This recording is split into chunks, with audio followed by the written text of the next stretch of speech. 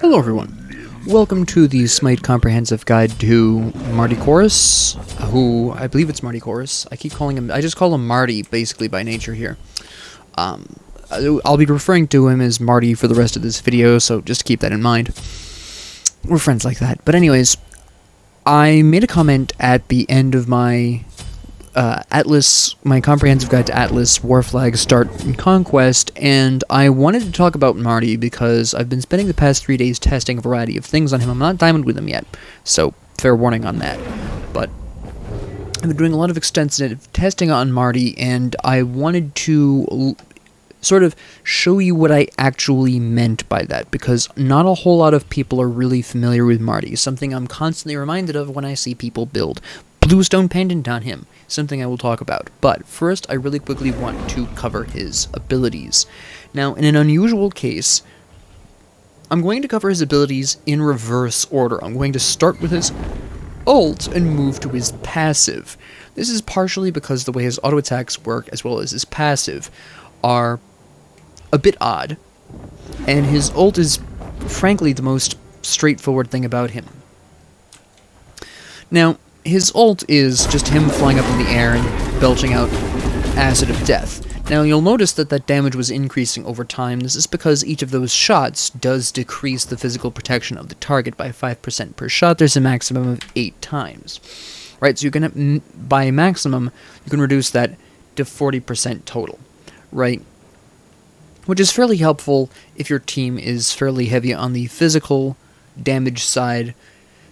But because you're in the air, and generally speaking, as you can see here, actually, let me really quickly grab 2 very specific things here.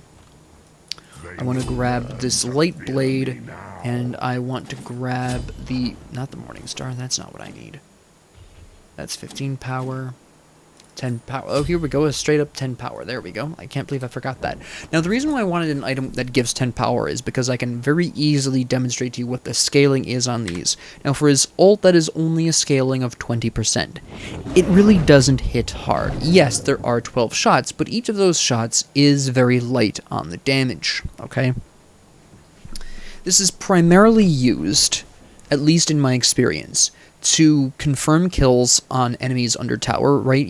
Somebody barely gets away with just a sliver of life left in their under tower. They think you're safe. You fly up in the air and you belch down a rain of acid on them. They're dead. Great.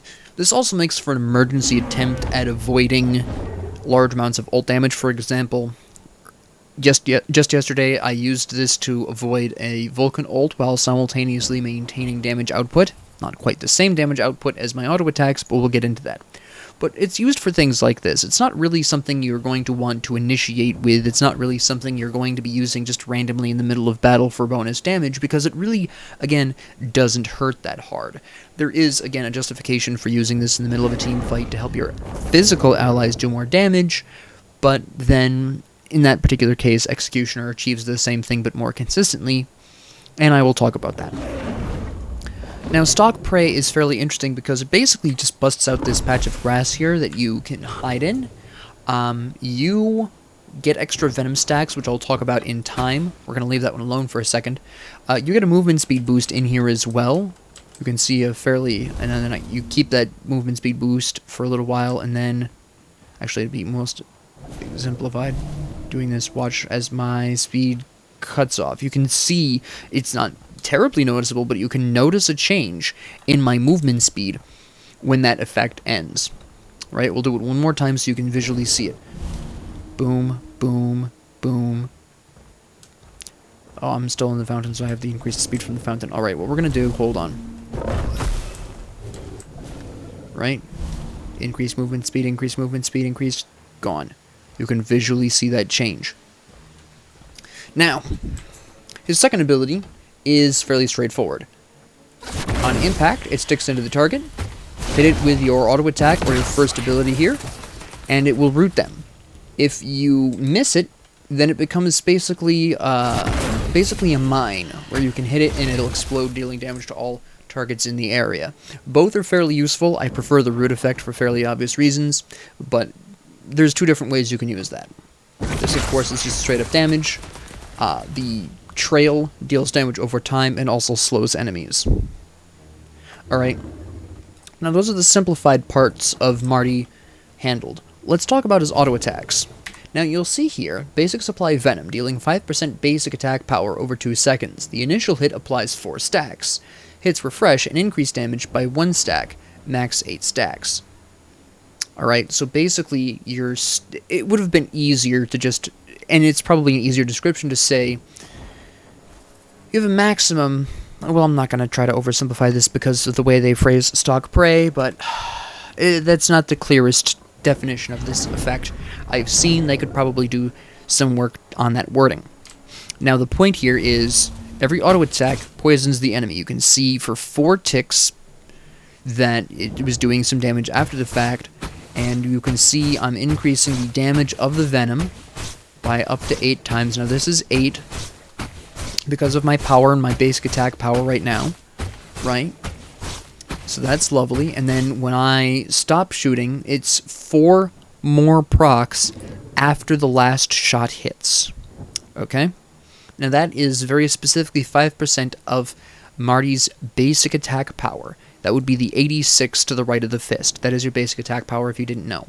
Your physical power from items is the number to the right of the crossed swords. In this case, it is 10 power, right? Now, the interesting thing about Marti's auto attacks beyond the Venom is that he's only scaling 90% of his physical power to his auto attacks, his basic attack damage. Most hunters have a 100% conversion. Charybdis, because of the way her auto attacks work, is an interesting exception. Leave her aside for now. Most other hunters have a 100% of physical power going into their basic attacks. In other words, to simplify this, the missing 10% of that scaling is instead being applied over time with the Venom.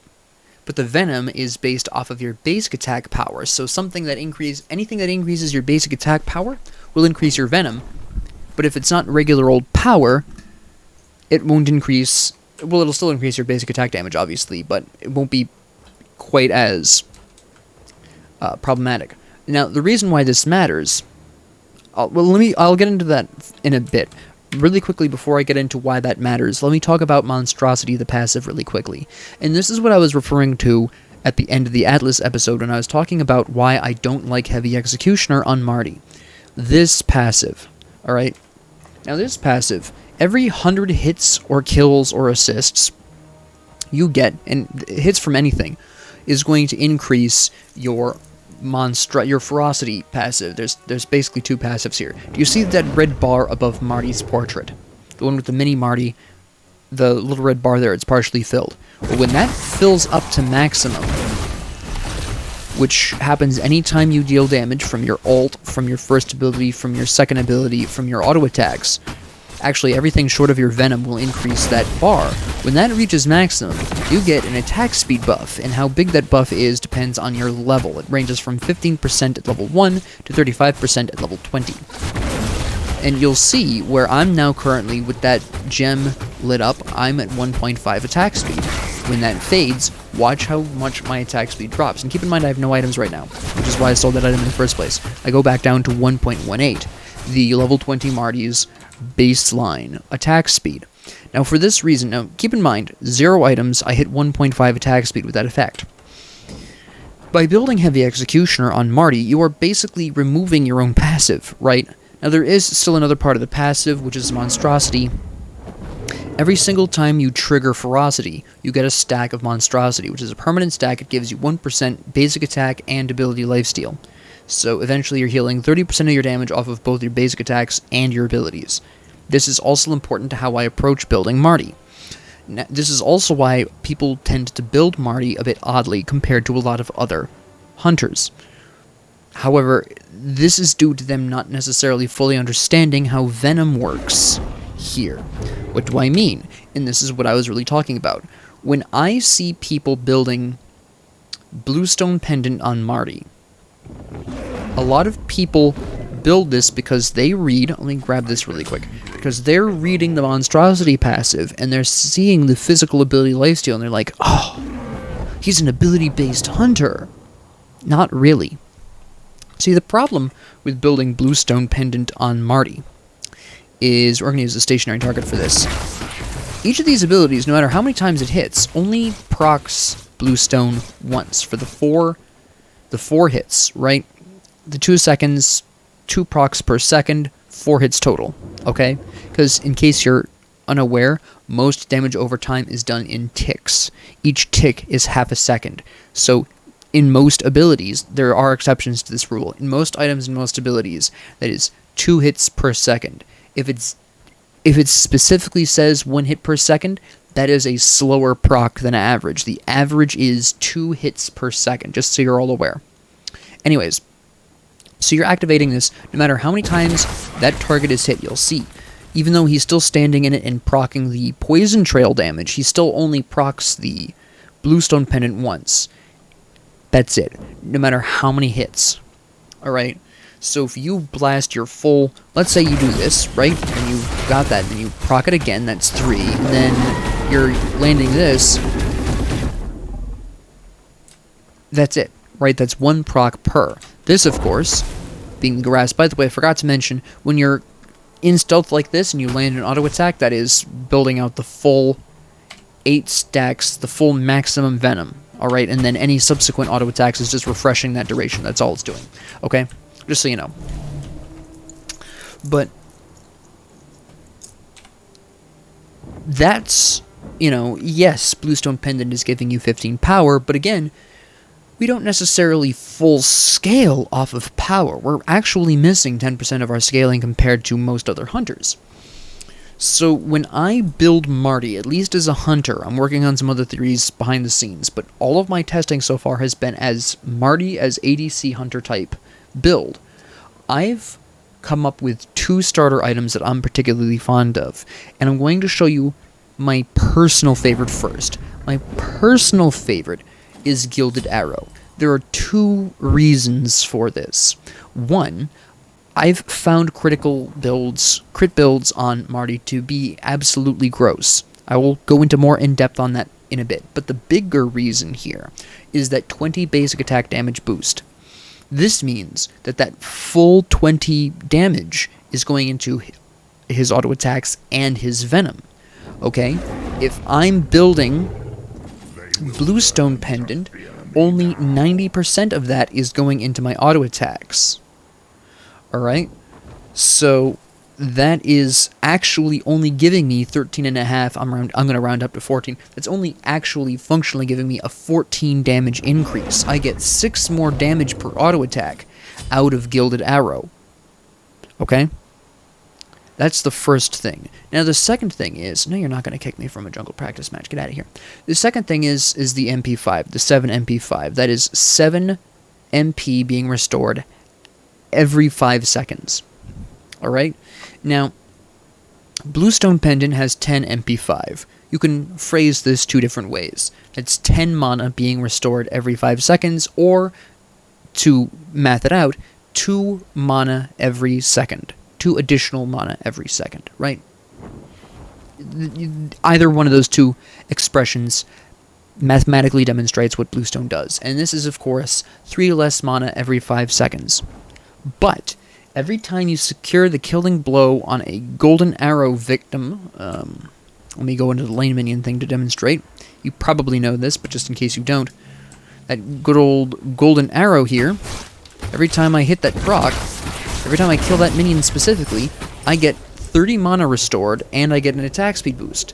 Now, the attack speed boost is great because this means that I get to more likely build up my venom stacks, bringing me to the maximum amount of venom damage in a shorter period of time, and continuously refresh that duration, because my attack speed is increased.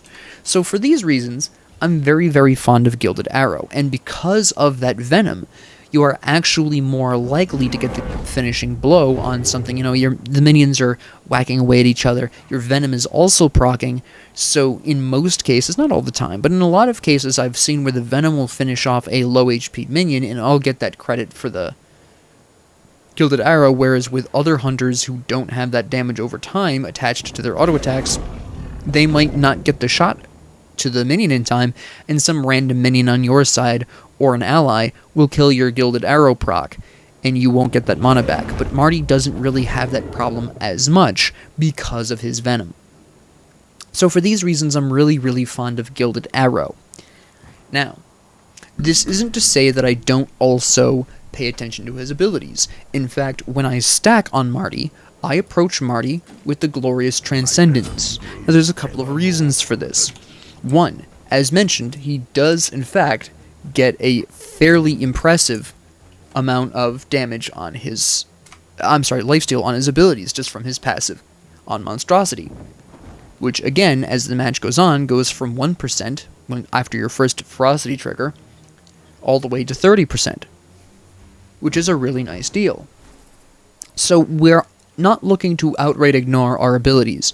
Now, it's true that we're getting 10% less power scaling on our auto attacks, but we're getting, out of Transcendence, we're getting a lot of mana, we're getting some cooldown, which we like, we're getting more MP5, that's 2 mana a second here, or 10 mana every 5 seconds, however you want to phrase it. We're getting a good amount of power, which, even though we're not getting the full amount on our auto attacks, is still really nice, and that is, of course, being translated to our Venom. Lo and behold. Ba-ba-da-ba-da. And that is a just magnificent time, right? Now, I want you to see visually the scaling on Venom as I build here. No items. We have a lovely... At max stacks, we're dealing an absolutely amazing 5 damage a second. Right? Okay. Bust out Bluestone. Now we're looking at the equally as impressive 6 damage a second. Let's swap this for Gilded Arrow. You will notice that we are now seeing still the 6 damage per second, which is true, but this is because we are essentially operating on only 6 more basic attack damage compared to what we were getting out of Bluestone. Remember, Bluestone functionally is giving us 14 added basic attack damage. This is giving us 20. That's only a difference of 6. Not really enough for a 5% basic attack power to apply yet. This matters in the future, but now let's grab our Transcendence. Let's get our full stacks here for kicks, because obviously it's simply a matter of time in Conquest and Slash. I'll talk about non-Conquest and Slash modes. And we're starting at 6, and we're moving all the way up to 12. Pretty spicy. We have a lot of really nice mana. We've got some cooldowns. We have the power, of course. Incidentally, a full stack Transcendence by itself, you'll notice, gives us exactly 97 power. Yay.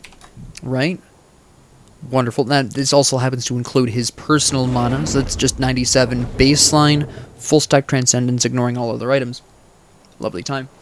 Now, my third item that I build on Marti, very specifically, is Soul Eater. And there's a specific reason for this you can probably guess. I want more ability healing. Soul Eater, combined with the max stacks on Monstrosity, remember that's 30%, gives me 50% healing on my abilities. And we get 15% physical lifesteal. Combine that with the Monstrosity stacks again, that's 45%. Pardon me. It's not much of an exaggeration to say that you are roughly healing 50% of your damage output across the board via the use of Soul Eater in your Monstrosity stacks when you're at full Monstrosity stacks. Now, again, keep in mind the basic attacks is actually only 45%, but it's only 5% off of 50%. It's not that big of a deal. We also get cooldown reduction for slightly faster ability regeneration, and penetration. Now, you might be confused, because normally, if you know about my stance on her, I often advocate for the use of Executioner on her because of his passive. His passive is a 20 flat penetration reduction. And it is also true that Marti's ult reduces physical protections in the same vein as Executioner. So, Why do I not advocate for Executioner on Marti where I do with on her? Well, the important difference here is that Marti's protection reduction is on his ult. I'm not auto-attacking during this. Not a single one of those counts as an auto-attack. That is an ability, not an auto-attack. With on her, his auto-attacks and his abilities both provide that 20 flat protection reduction.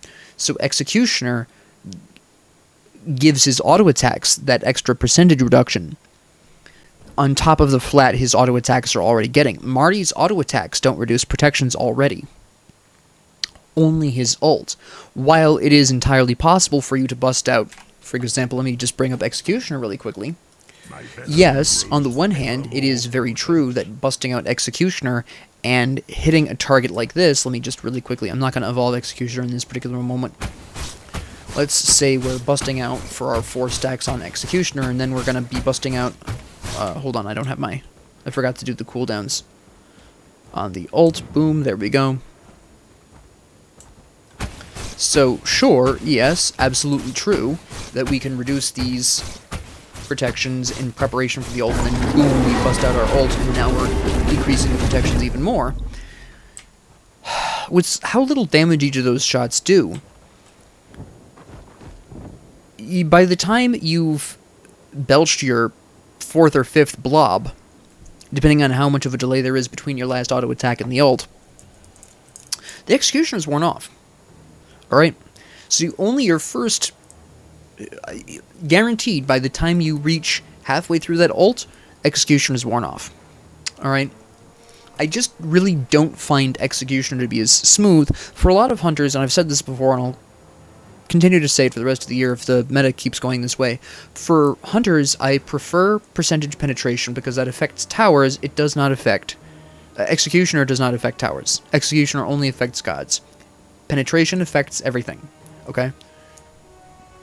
And for Marti, between his ability damage and his auto-attack damage, I don't want my damage output to be locked in to any one form or the other, because again, for Marti, what I want to do is meld the ability and the auto-attack damage together in a perfect world.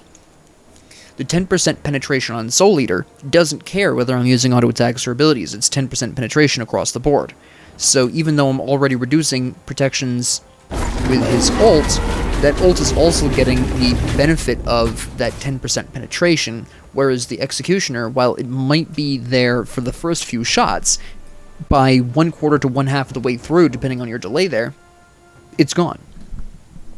So I don't like Executioner on Martichoras, but even then, building the heavy Executioner is capping your attack speed at 1.9. Now, I'm going to go on ahead and deliberately trigger Ferocity again at this particular point. Right, now keep in mind that the only attack speed increase I have right here is very specific. Executioner, we're already at 1.68. Okay? If I build too much more attack speed, I'll be overcapping every time I trigger Ferocity, which wastes my passive, basically. And I'm just not a fan of Executioner on him. So, what do I build instead then?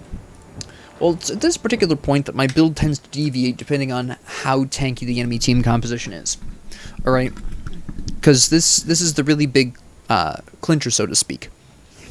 Because if the enemy team composition is squishy, which most of them are, by the way, in my past 30 matches, slightly under 50% of them were... the enemy team had one or no tank. Alright? That's how the meta's looking right now. People are really going high in aggro, which means if I really want to do well in terms of dealing my damage, I'm going to go really hardcore on the crits. Because, newsflash, crits are better on squishier targets, because the more damage your auto attacks are doing, the better the crits will resultantly also be. So with the meta the way it is now, crits are a really rewarding build, and I've found that most team compositions reward me building crits. So I'm going to show you my crit build with Marti first, because, again, generally speaking, that's going to go farther for you. Okay? So, crits. My fourth item on a crit build is Rage. I'm going to fully stack this. Now, the reason we have Rage here, yes, Rage, you know, you've got this great 55 power, we have 45 crit strike chance. This is relevant for later, but put a feather in that. My next item is Deathbringer. Now, Deathbringer is extremely important to Marti crit builds, because, again, Marti is getting 10% less physical power scaling on his initial hits. And the initial hits are the ones that crit. The Venom doesn't crit, it cannot crit, it will never crit. We need the passive here of Deathbringer to bring that critical strike damage more in line with opposing hunters. Now, we're still going to be a little bit lower on that, right? Obviously, we're never going to fully compensate for a 10% decreased scaling, but the Deathbringer helps, and more importantly than that even, is the Malicious Deathbringer. Successfully hitting an enemy god with a critical strike subtracts 1 second from all of your non-ultimate abilities. Again, we're healing anywhere from 1 to 30% bonus healing on our abilities. We have a fully stacked Soul Eater by this time, because you get stacks every time something dies in your vision. So we can get ourselves some really nice reduced cooldowns without actually building too much cooldown. You can see where I'm getting really substantial amounts of cooldowns here, where I can refresh these abilities quite frequently, near constantly. It can get quite disturbing. This also helps us get our grass down for extra spookiness if we really want to, where we can also create a whole field where we have increased movement speed. A whole field in one boxing match if we're even semi-accurate. Now, keep in mind that this is only a 75% critical strike chance. We can increase this to 100% by the end of the build without building any more crit items. But my fifth item in a crit build is the Malicious Deathbringer. Evolve that right away. My last item, I personally prefer the Crusher. Again, we are looking to do some ability damage. This does also give us attack speed. It gives us a really impressive 50 power, and it gives us 10% penetration. So now we're kicking around with 20% penetration, which is nothing to sneeze at, especially if the enemy team composition is a bit on the squishier side, right? We get some bonus damage on our abilities, sort of simulating Bluestone, but also giving us attack speed at the same time. And now we can really go to town and have ourselves an absolutely crispy and delightful time here. But let's close the deal. Ornate Arrow. Plus 60 basic attack damage, 10% attack speed, and when we have 2,000 gold, a 25% increased critical strike chance. You heard that correctly. We now have guaranteed crits. Guaranteed crits. Not even exaggerating, no exaggeration, nothing.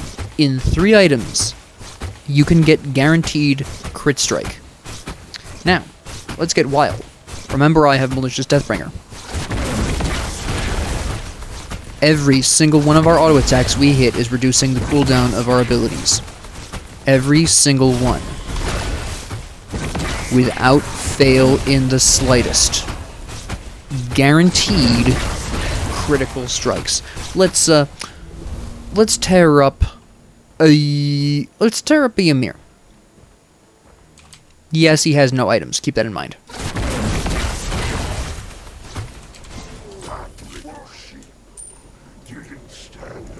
I think that speaks for itself. Yes, enemies will have, obviously, items, but not a lot of people build Midgardian Mail, to their despair.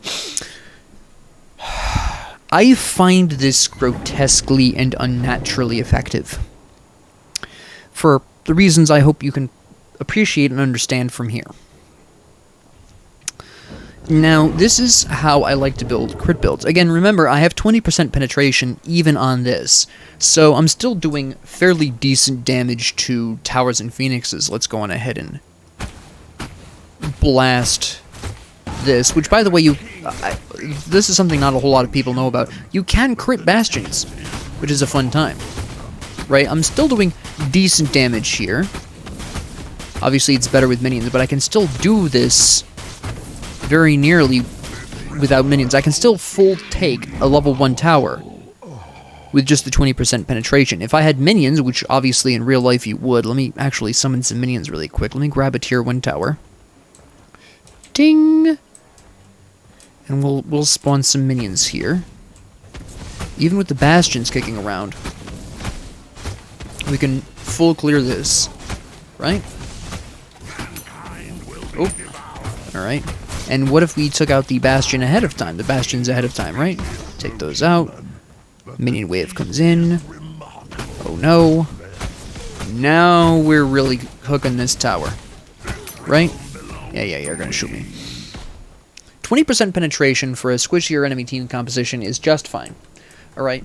Now, you're probably wondering, Professor, what if the enemy builds tank? What if one of the enemies builds surprise tank? What if I encounter Tank Dan's Butter, which you might laugh at, but I've seen it before?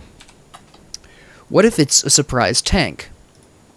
Well, that's why we wait until the last 3 items to adjust this. Go back to Gilded Arrow for a second here, because we would still obviously have this. And now, for tankier compositions, I'm generally going to go, obviously, with a bit more penetration. For my 4th item, I'll typically bust out the Crusher. Alright, we're still getting penetration, we still have the attack speed, I still really want that passive, it's still something I really appreciate. So for tanky comps, I'll bust out a item 4 Crusher, rather than waiting till the last item, right? Then, I'll typically bust out Atlantis Bow. Because, newsflash, let me grab Neath really quick here, because I think that's the best demonstration here. Let me throw this down. And once I get my first kill here on Neath, we're going to be talking about quite the movement speed boost here, where she's going to have a much harder time hitting me as long as I remain in the grass, right? So once you get that first Atlantis proc, I mean, it's not like you're some kind of ninja or something. You're still going to get hit by auto attacks and abilities, but it's going to be harder to hit you while doing so. Enough where often it can make the difference in a boxing match, even if you're a level behind. So I'm really fond of Atlantis Bow, and we're also pushed up to 30% penetration, which is a lovely time for everyone involved. Then, I'll clean up with a nice chin size. Alright? And once again, I just want to emphasize that I'm at this point, in particular, running 1.74 as a baseline attack speed, right? Let's go on ahead and full stack the Frosty. And yes, I'll go back to the crit build and demonstrate what my attack speed looks like with that. There it is, 2.1. If I had Heavy Executioner, I wouldn't have gotten that benefit, right?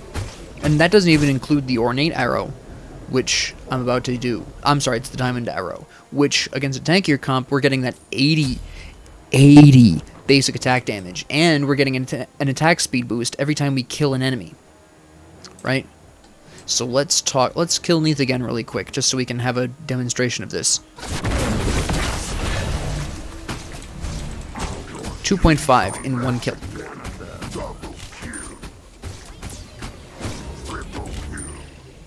Okay? There is no stopping us. Now that's a god kill, obviously. If it was a minion kill, I would have had to have gone for 25% attack speed, right? And then that scales up to the 75% instantly on a god kill. That's why it jumps up so much. That is a 75% increase in attack speed in 1 god kill. But that is, of course, insane, right? So for really... And the reason why I use that for tankier comps is, obviously, if you've got chin size and 30% penetration, you're going to... Let me actually bust out the Ymir here for this.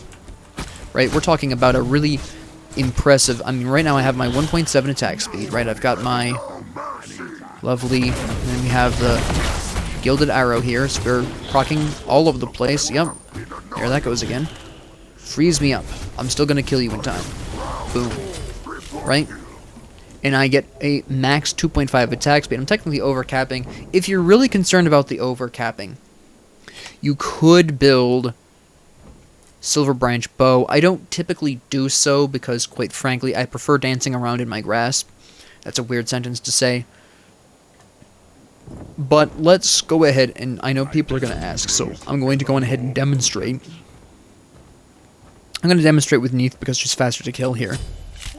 I've already demonstrated the effectiveness on tanks, right? So let's see, we're getting 16, so that's 2 power for each of those, so that's a 32 power increase.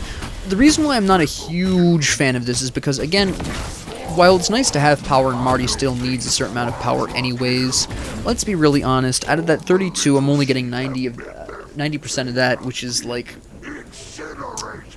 28 or 9. I think it's 29 extra bonus damage. I might be rounding up wrong. Which, I mean, 28 damage is nice and all. It still gives you 10% penetration. It gives you slightly more attack speed. It gives you slightly less power.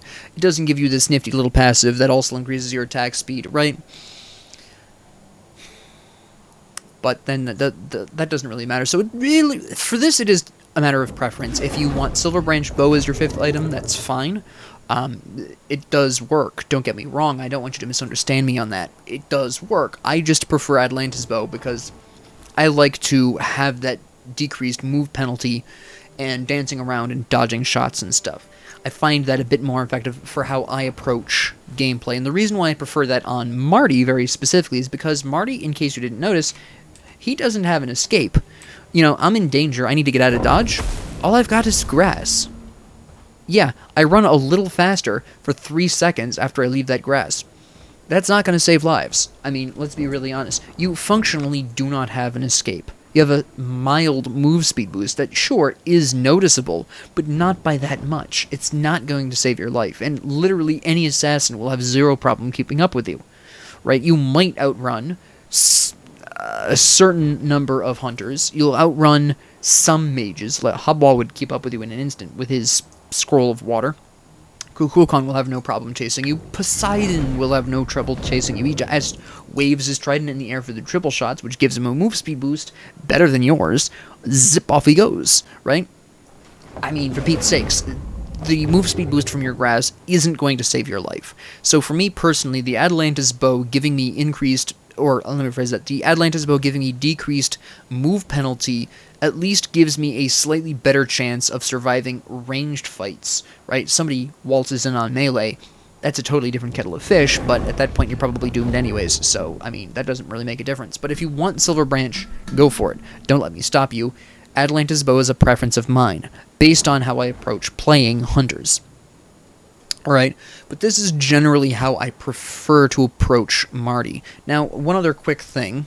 I mentioned I wanted to share with you what the attack speed benefits are for the crit build. I know I could have kept the Crusher, but I'm a bit OCD in the fact that I want things to be specific to the way I would actually build them, so that way nobody forgets, because this is educational. Let me get my stacks back here. There we go. So under Ferocity, I'm typically running, I have 1.64 as a default, and then when we proc Monstrosity, we're going to wind up with 1.96. Again, even if I'd built Heavy Executioner, guess what? I would have overcapped. Not by that much, although quite frankly, if I'd built Executioner instead of the Crusher, that's a 15% attack speed bonus right there. This is a 20%, so it would actually be 2.something, 2.0 something, right? But I'm just not fond of the Executioner for that reason. But if you don't like the Crusher, on the crit build, Aussie is a great option. Aussie is great. You can build Atlantis Bow there as well if you prefer. Maybe you want Heartseeker. Maybe you want that percentage of health damage on your abilities for the squishier comps, which I don't recommend, but be that as it may, it's an option. Maybe you want something completely different. Maybe you want, and this is the only other starter item that I really care to talk about in terms of auto attack or hunter-based Marti, is Death's Toll. Now, Death's Toll is very interesting, where it's giving you the same kind of auto-attack damage output as Bluestone. It gives you the same power, just doesn't give you that damaging passive, but it does heal you 1 mana plus 1% of your max every auto-attack, which does help you with the sustain if that's more your speed. And then you can grab Death's Temper, which gives you a 3.5% increased basic attack damage for 10 seconds upon a stack of Temper, right? Which can be quite potent. Now, obviously, you wouldn't be getting the 100% crit chance in 3 items, so I don't build this with crit builds, specifically, but I want you to see the difference in damage output after 2 kills. Now we have full stacks of temper. Now we're hitting with 700 auto attacks. We just don't have guaranteed crits anymore. You would have to sell the crusher and go with something else. You could go with Fail Not, which is going to give you 90% and give you some penetration as well. It's going to give you some cooldowns. It'll give you 40% cooldowns, 10% penetration, achieving a very similar effect on a crit build. Just 1 out of every 10 auto attacks wouldn't be a crit, right? Or you could go with Demon Blade, getting an increase in penetration and attack speed. You get 90% again, you get some attack speed there. You could alternatively go with the Bladed Boomerang and pick up any single boomerang. I'm not a huge fan of this because, look at this, wait a minute. Right? The Wild and Wacky World, I'm gonna... You have to approach for this, alright? You have to approach slightly, which... This is my problem with the boomerang, alright?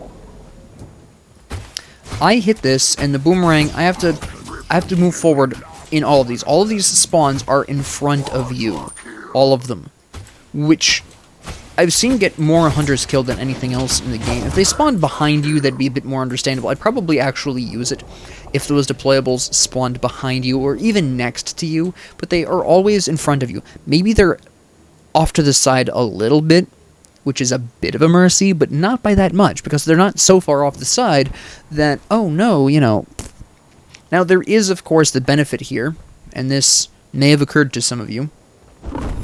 I could slap down the grass here, and then pick up the, you know, the little boomerang in the grass, and theoretically, you know, not have as much of a problem picking it up, or being in as much danger as maybe I would be normally, but then... And...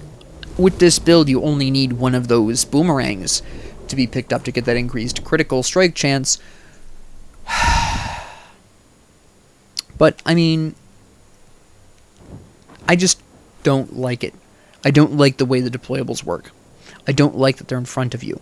I don't like that it forces you to essentially walk into a nearly guaranteed auto attack at this point. I mean, if an enemy misses an auto attack on you while you're moving forward to pick up a very visually obvious bladed boomerang, I mean, you've basically won that boxing match anyways. You don't need the bladed boomerang at that point. I just don't like how where the deployables land on this, alright? This is why I don't recommend this item. It will get you killed. People familiar with Bladed Boomerang probably know this. Alright, because I know this is a popular item, and I know why it's a popular item. It's giving you, temporarily it's giving you up to 30% crit chance. Right, which is potentially quite an impressive... Yeah, sure, it gives you movement speed, yippee-ki-yay. That's only a 12% move speed boost compared to Atlanta Bow's 20% reduction of move penalty. But anyways, back to the point. You're getting an artificially enhanced 30% critical strike chance, which is lovely and all. But they always spawn in front of you. That is a guaranteed hit you're taking that you don't need to be. If you go from strafing from side to side to avoid shots, and then suddenly this boomerang appears in front of you, and now you have to take a step forward, often 2 steps forward, to get that boomerang. Boom, you just took an extra auto attack to the face. And in a lot of boxing matches are decided by one auto attack.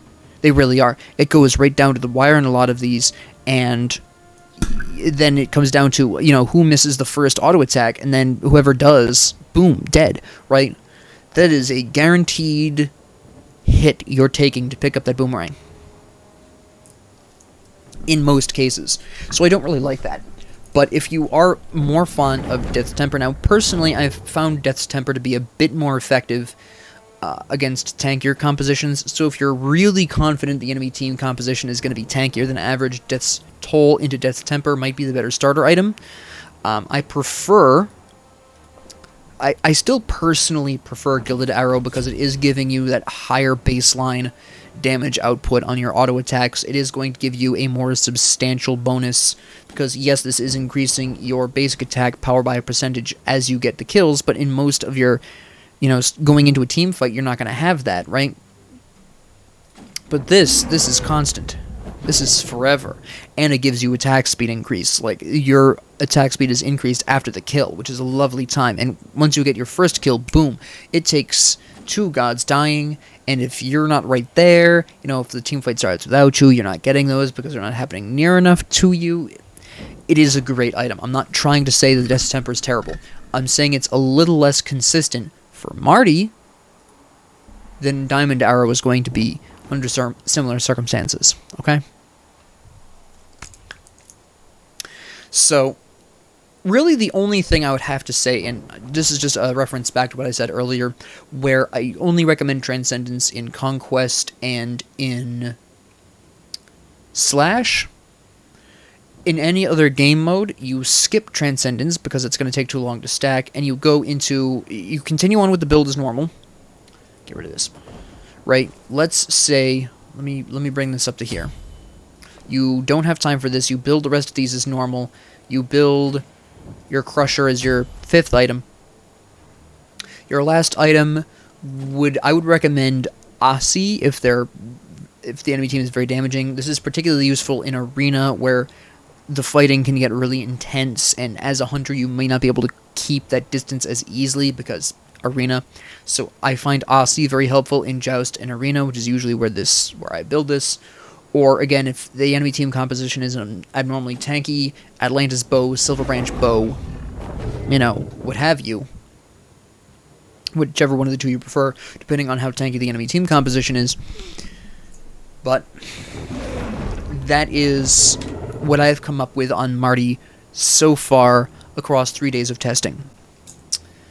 And with that being said, I hope you found this useful. I'm not done testing him yet. I want to take him into the solo lane. I think he's got some jungling potential as well.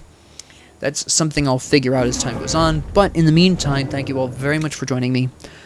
And if you liked this, please like and subscribe. If you didn't, please ignore me. And if you have any comments, questions, concerns, ideas, suggestions, or requests, please leave them down in the comment section below. And thank you all very much for joining me. And have a great 24 hours.